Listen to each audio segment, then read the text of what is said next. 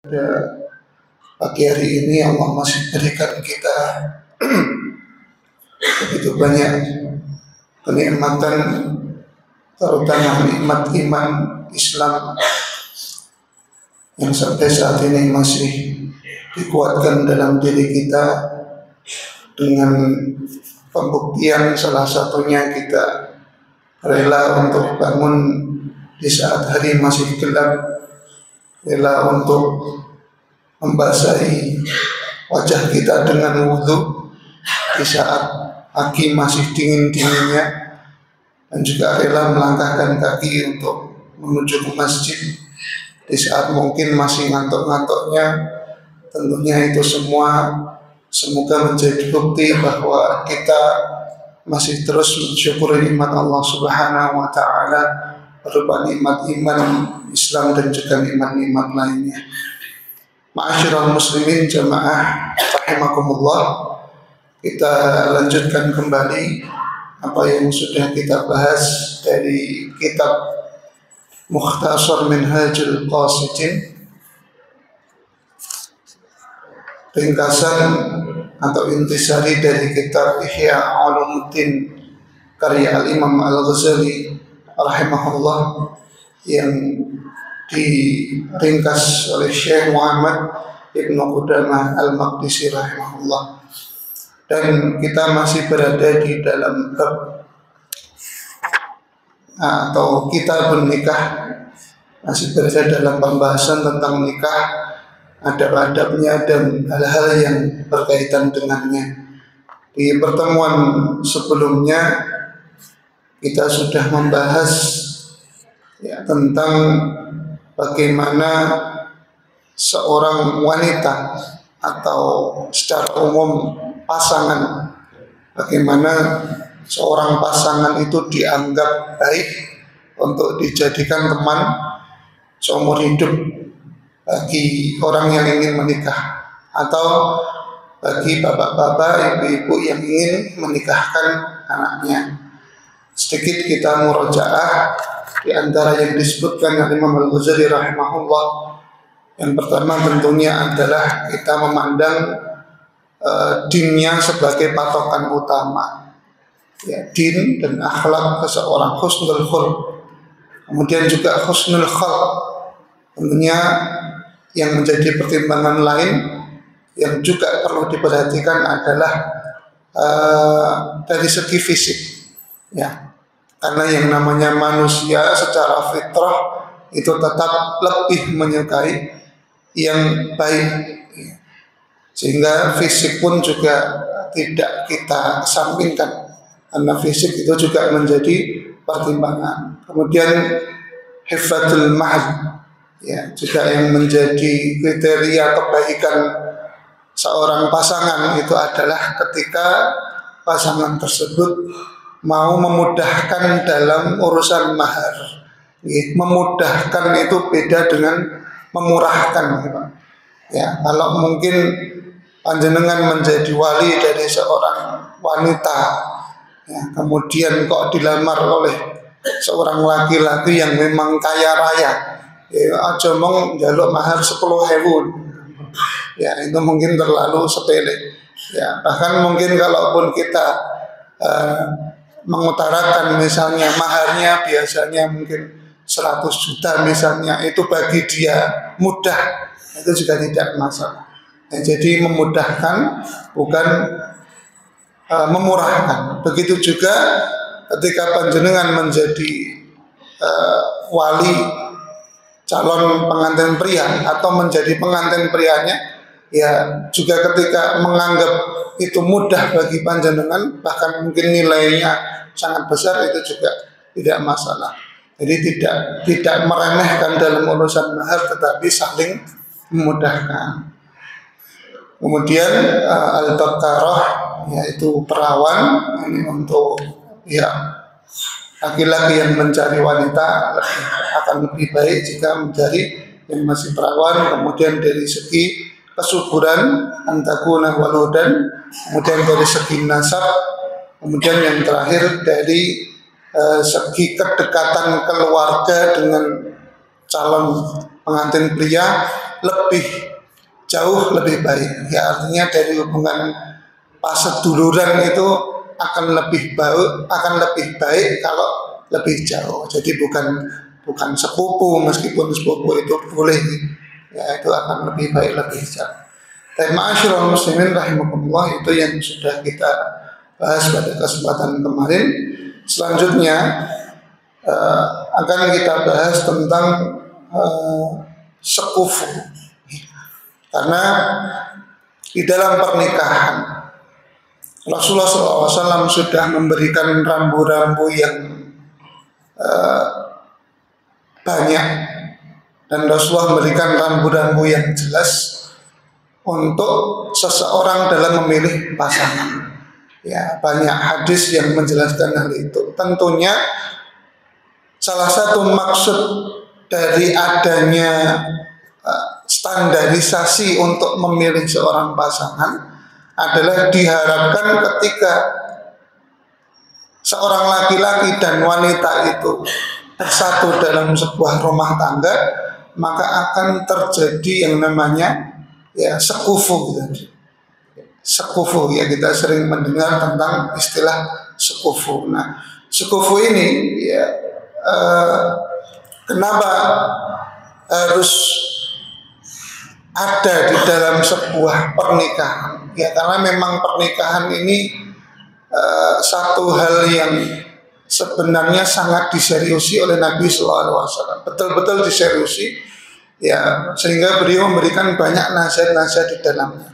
Bahkan yang namanya pernikahan itu termasuk hal-hal yang seriusnya dianggap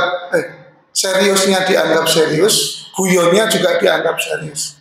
Ya, Nabi SAW pernah bersabda, "Thalatsun jidduhunna jiddun wa hazluhunna jiddun." Ya, ada 3 hal yang seriusnya ya genah dianggap serius, bercandanya ya dianggap serius. Apa itu? An-nikahu wa talaqu wa raj'ah. Nikah, ya, tolak atau cerai, kemudian rujuk. Ya, orang pura-pura nikah tapi dia menyebutkan akad yang betul, ya, pura-pura nikah dengan seorang wanita mungkin dalam sebuah film, ya, tapi pura-puranya itu persis nama wanitanya yang disebut, persis bapaknya, persis, dan syarat-syaratnya terpenuhi semua. Kalau itu hanya guyonan bisa dianggap serius. Ya, beda kalau nama perempuannya bukan sama, kemudian bapaknya juga beda. Kemudian termasuk tolak, ya, perceraian, ya guyon gitu ya. Ya, Bu, engko nek masak mukasinen tak cerai lagi. Delala tenang, ngasinan tenang Pak. Itu nanti bisa jatuh tolak bersyarat karena suatu hal. Maka ini tidak boleh dianggap guyon, termasuk rujuk. Sehingga untuk menghindari terjadinya hal-hal yang tidak diinginkan atau terjadinya kesenjangan dalam sebuah pernikahan, maka ada syariat sekufu. Ya, sekufu, ya, dalam istilah kita atau sering kita dengar masalah sekufu ini, kalau dalam bahasa Arab ya berasal dari kata-kata kaf'ah, atau kalau di dalam ayat kita sering membaca surat Al-Ikhlas, ya, ayat terakhir walam yakul lahu kufuwan ahad, ya, lam yalid walam yulad walam yakul lahu kufuwan ahad. Ya, yang mana ayat ini menjelaskan, menggambarkan bahwa Allah Subhanahu wa taala tidak beranak dan tidak diperanakkan. Artinya Allah tidak mungkin dan tidak pernah punya anak. Allah juga bukan anak dari siapapun, tidak punya orang tua.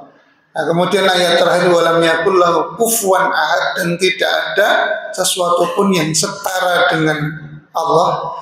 Kufuwan, setara, itu juga dimaknai oleh para ulama. Allah tidak memiliki istri, ya, jadi Allah tidak memiliki anak, sudah di ayat sebelumnya. Allah tidak memiliki orang tua juga di ayat sebelumnya. Nah, ayat yang terakhir Allah tidak memiliki pasangan. Ada yang maknanya seperti itu. Atau secara umum Allah tidak memiliki sesuatu yang setara dengan Allah. Dalam hal apapun tidak ada yang setara. Nah, kufuan, sehingga ada kata-kata kufuan atau sekufu. Dalam hadis Nabi SAW juga pernah bersabda, al-muslimuna tatakafa'u dima'uhum. Muslim dengan muslim yang lain itu darahnya setara. Ya, maksudnya kalau hadis ini memang berbicara tentang lebih kepada hukum-hukum dia, hukum kisos, ya setara. Ya, artinya kalau ada seorang pejabat misalnya yang kemudian membunuh seorang rakyat jelata, ya dalam hukum Islam ya tetap dikisos, sama, setara, darah dengan darah sama. Ya, gigi dengan gigi, hidung dengan hidung, telinga dengan telinga, dan yang lainnya. Ini yang dimaksud dalam al-kafa'ah. Nah, dalam konteks pernikahan, al-kafa'ah atau sekufu itu dimaksudkan adalah kesetaraan yang berarti seorang laki-laki, utamanya seorang laki-laki harus sepadan dengan perempuan yang dinikahinya, ya, minimal harus sepadan. Kalau nanti laki-lakinya lebih tinggi itu boleh, ya. Jadi masalah kafa'ah atau sekufu ini sebenarnya adalah lebih kepada bagaimana posisi seorang laki-laki dibanding perempuannya. Itu akan lebih baik kalau laki-lakinya itu ya lebih tinggi standarnya dibanding perempuan, atau sama. Kalau nanti perempuannya justru lebih tinggi standarnya dibanding laki-laki, maka ini yang dimaksud tidak sekufu. Kenapa? Ya karena di dalam kehidupan kita ataupun banyak dalam peraturan kekeluargaan, terutama dalam syariat Islam, posisi laki-laki itu lebih tinggi, lebih pokok di dalam banyak hal. Misalnya dalam mencari nafkah, yang wajib adalah laki-laki. Misalnya dalam penyebutan nasab, di dalam Islam penyebutan nasab dinisbatkan kepada bapaknya, laki-lakinya, kecuali anak hasil zina itu dinasabkan kepada ibunya. Atau di dalam status sosial biasanya seseorang itu akan merujuk kepada siapa bapaknya. Ya anaknya sopo toh.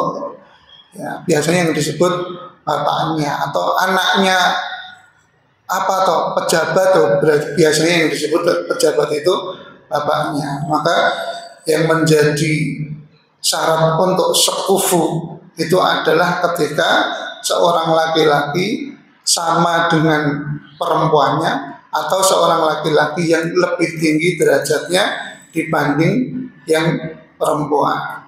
Ya, ikhwani fillah rahimakumullah. Nah, bagaimana kita melihat laki-laki dan perempuan itu sekufu?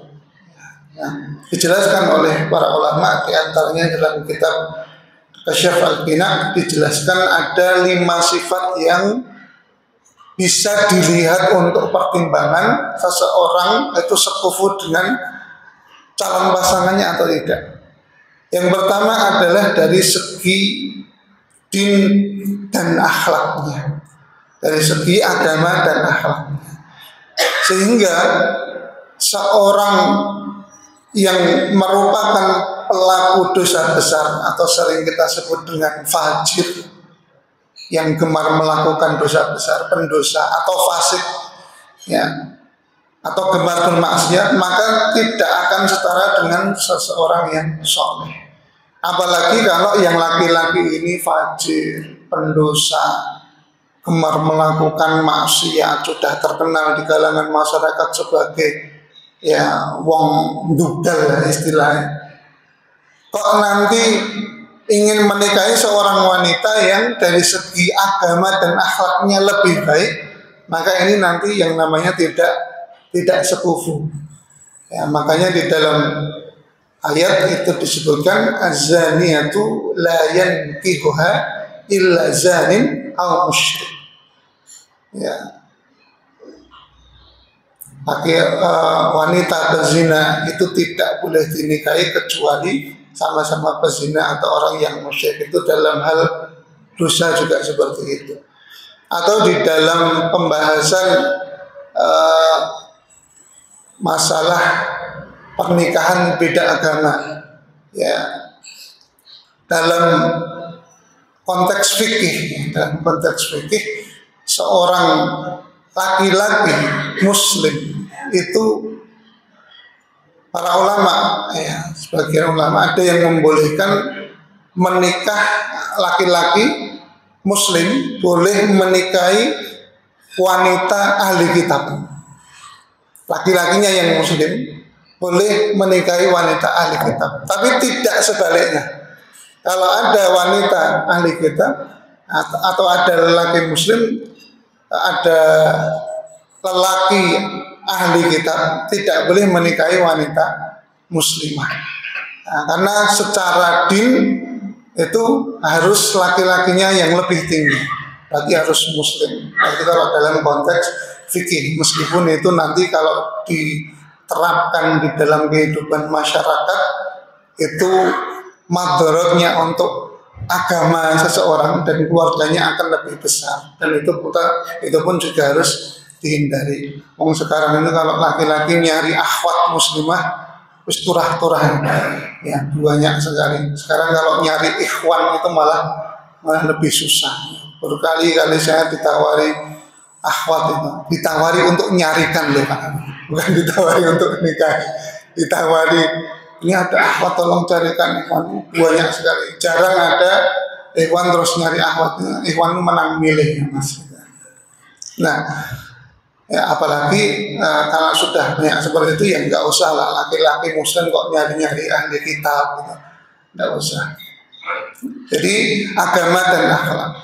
Ya, makanya dalam ayat juga disebutkan afaman kana mu'minan kaman kana fasiqan la yastawun.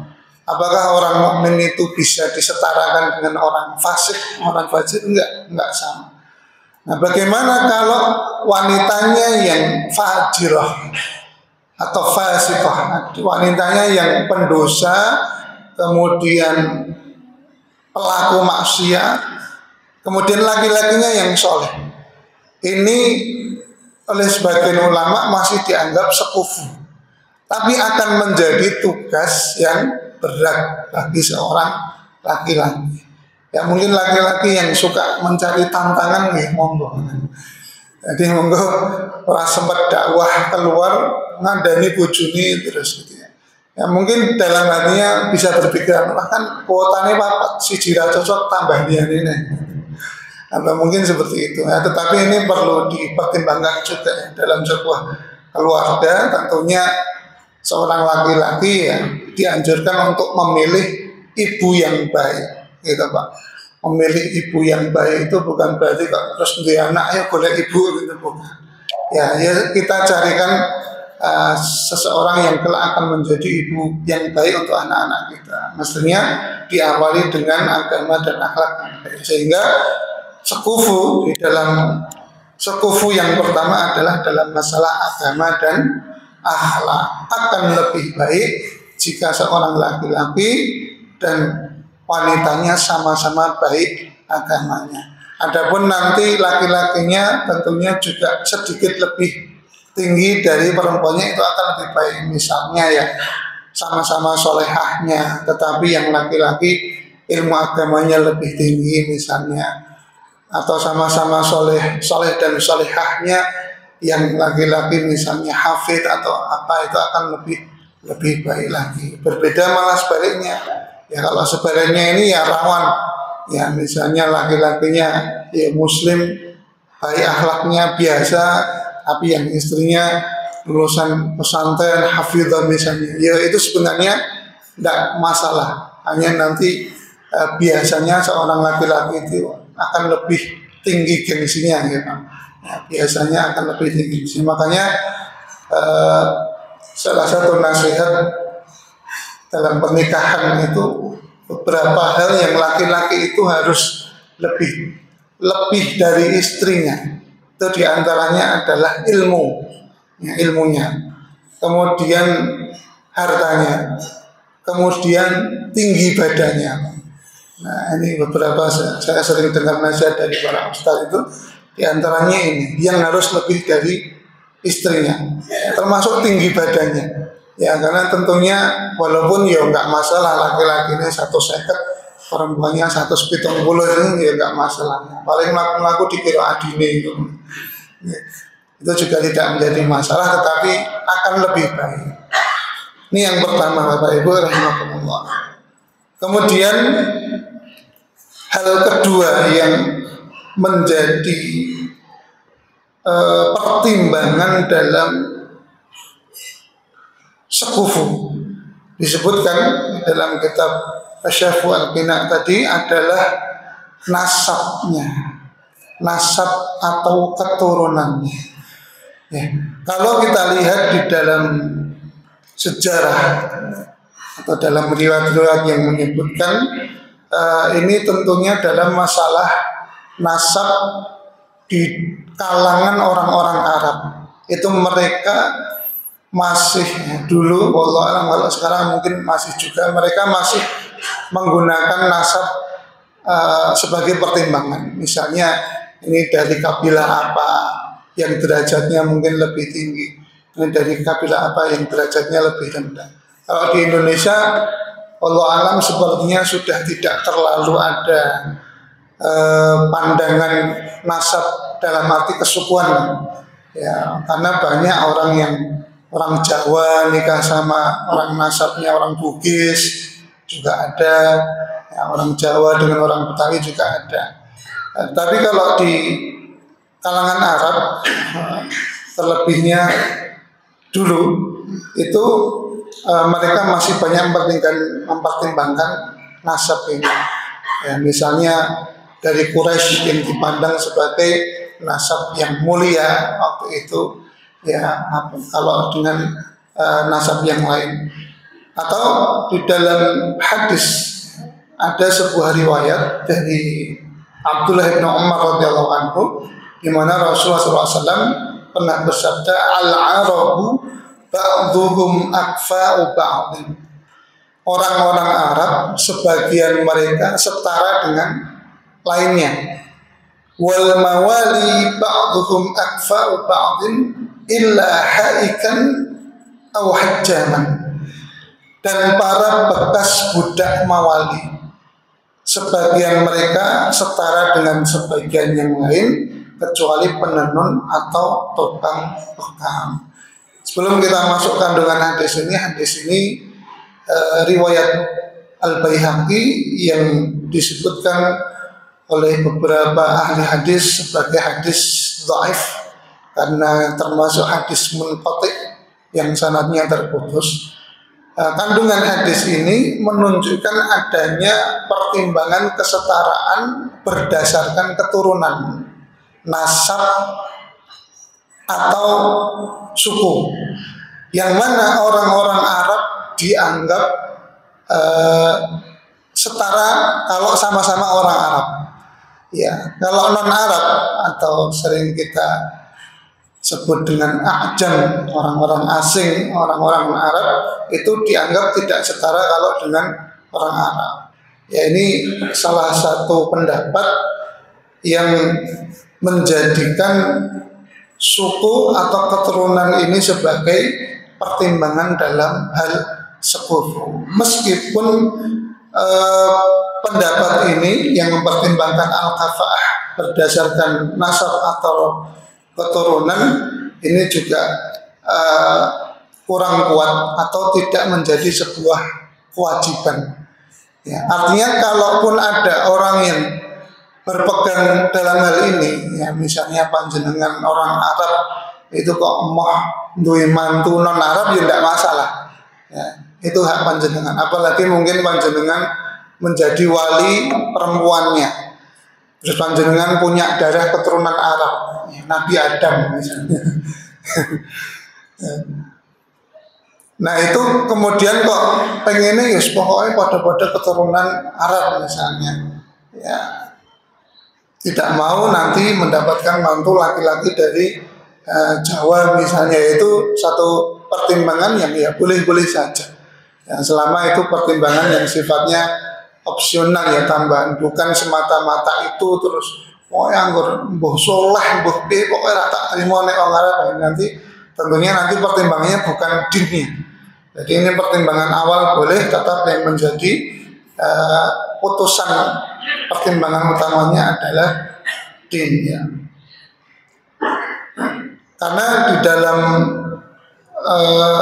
sejarahnya banyak sahabat ya, diantaranya Bilal bin Rabah itu yang dinikahkan oleh Rasulullah SAW juga bukan atas pertimbangan nasab, termasuk Usamah bin Zaid ya. Saat itu ada seorang wanita yang bernama Fatimah binti Qais ya, Fatimah binti Qais yang menjadi janda dari seorang laki-laki, kemudian ditunggu masa iddahnya, kemudian disuruh milih oleh Nabi. Oleh Nabi disuruh milih, ada 3 laki-laki yang hendak melamar kamu wahai Fatimah. Di antaranya ada Muawiyah, satu lagi saya lupa, yang 2 orang ini dari orang Quraisy. Dari orang Quraisy secara status nasab tinggi. Kemudian Rasulullah juga menyebutkan ada Usamah bin Zaid. Ya, meskipun dari status nasab tidak tinggi karena beliau ini mawali, bekas budak, Usamah bin Zaid. Tapi Rasulullah mengarahkan Fatimah untuk memilih Usamah bin Zaid karena dari segi yang lain, terutama dari segi pertimbangan akhlak. Maksudnya disebutkan kalau Usamah bin Zaid ini ya pokoknya lebih cocok lah, lebih penyayang, lebih enak.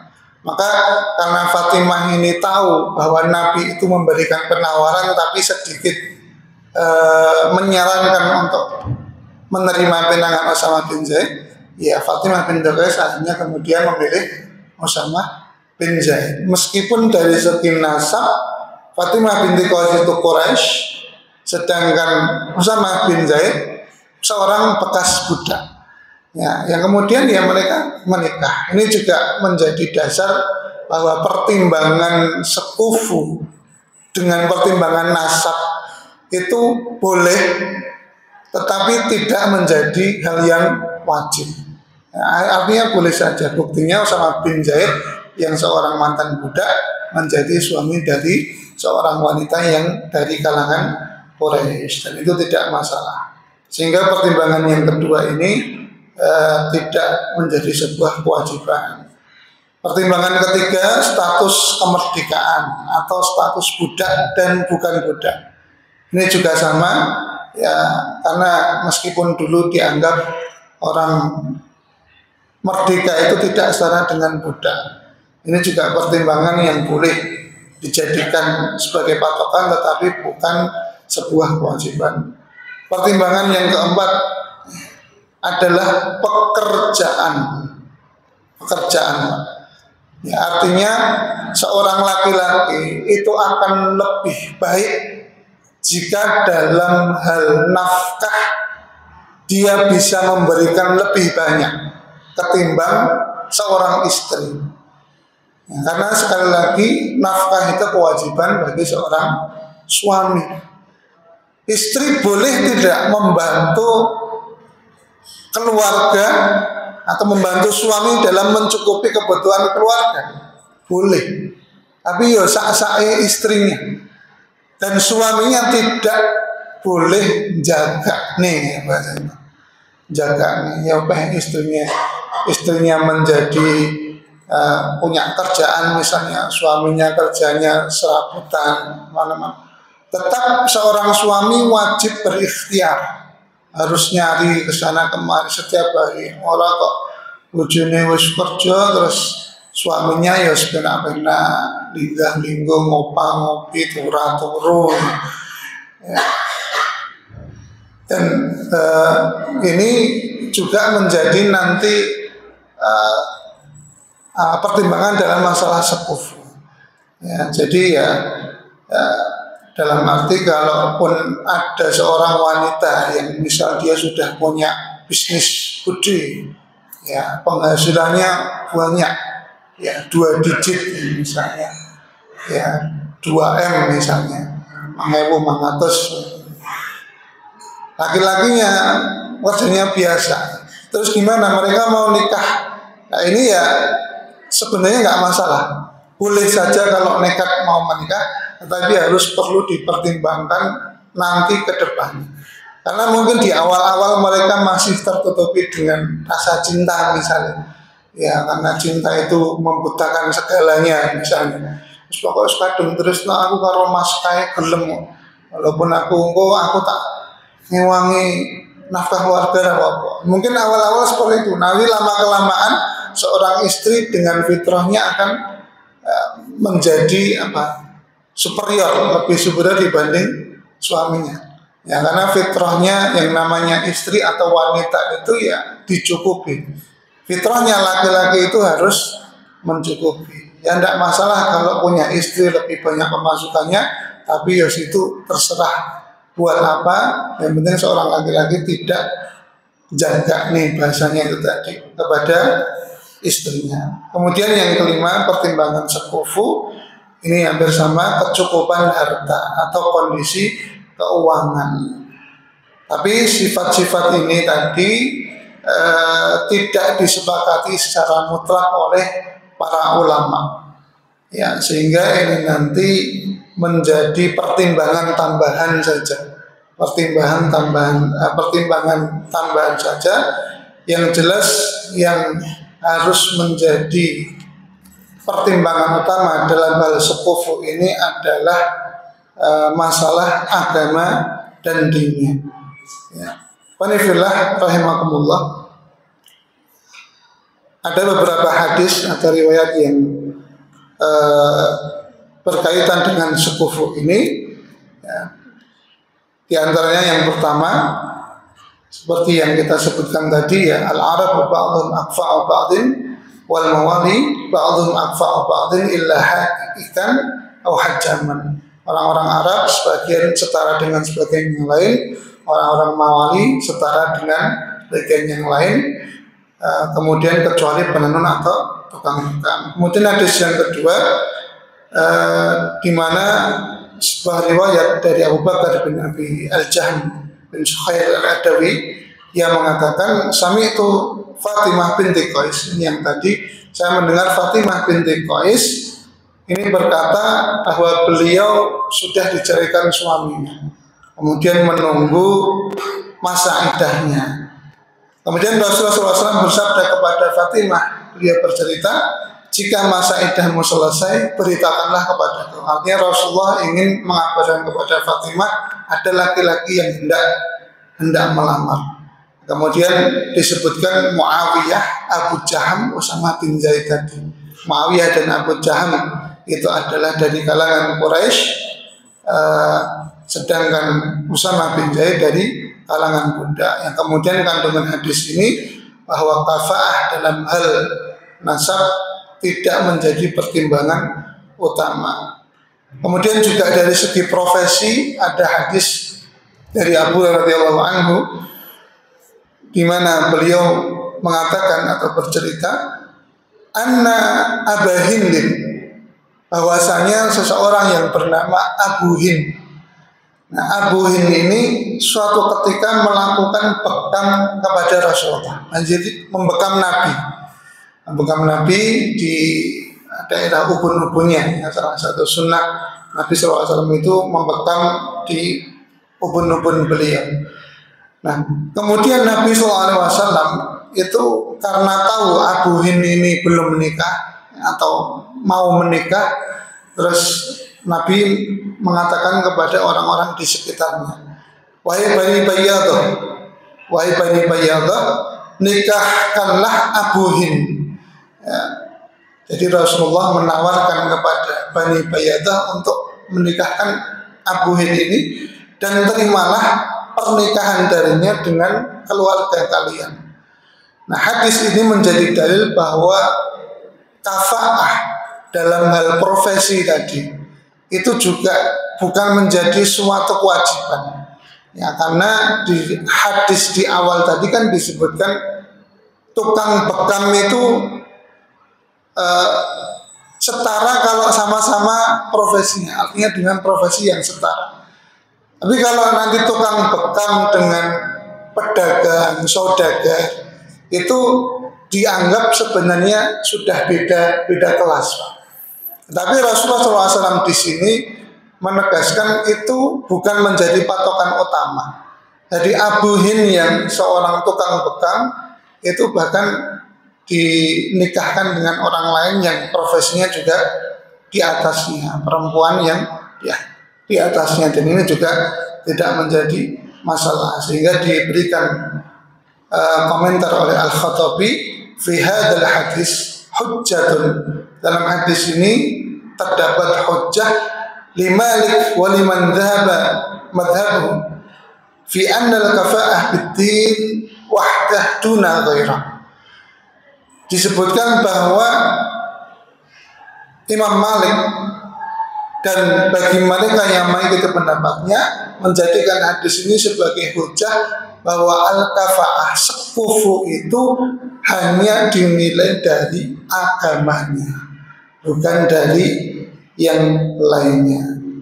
Sehingga ma'asyiral muslimin rahimakumullah, dari sini bisa kita simpulkan sekufu yang harus betul-betul menjadi pertimbangan utamanya adalah sekufu dalam masalah din atau agama.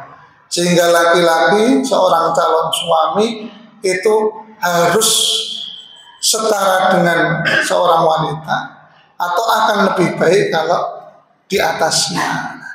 Ya, itu malah masalah agama, itu harus suatu hal yang diharuskan. Tapi kalau dalam masalah yang lain tadi, dari masalah keturunan, masalah pekerjaan, ekonomi, suku, nah itu tadi boleh menjadi pertimbangan, tetapi bukan menjadi sebuah kewajiban. Kalau panjenengan menjadi seorang wali dari perempuan, kok kemudian menikahkan dengan laki-laki yang pekerjaannya atau mungkin tingkat pendidikannya lebih rendah daripada putri panjenengan, itu kalau dirasa pertimbangan masalah dan mandorotnya masuk, ya itu juga tidak masalah. Ma'asyiral muslimin rahimakumullah, ini yang bisa kita bahas pada kesempatan pagi hari ini kaitannya dengan sekufu dalam pernikahan, ya, karena memang pernikahan ini harus dipertimbangkan sematang-matangnya, termasuk dalam mencari pasangan. Sangat akan lebih baik lagi jika sekufu, ya, setara, karena itu akan menghindari perselisihan yang ada di dalam bahtera rumah tangga. Mungkin ini yang bisa kita bahas pada kesempatan pagi hari ini. Jika ada salah kurangnya, mohon maaf sebesar-besarnya. Semoga menjadi faedah untuk kita semuanya.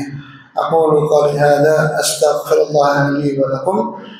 Alhamdulillahirabbil alamin. Subhanakallahumma wa bihamdika asyhadu an la ilaha illa anta astaghfiruka wa atubu ilaik. Wassalamualaikum warahmatullahi wabarakatuh.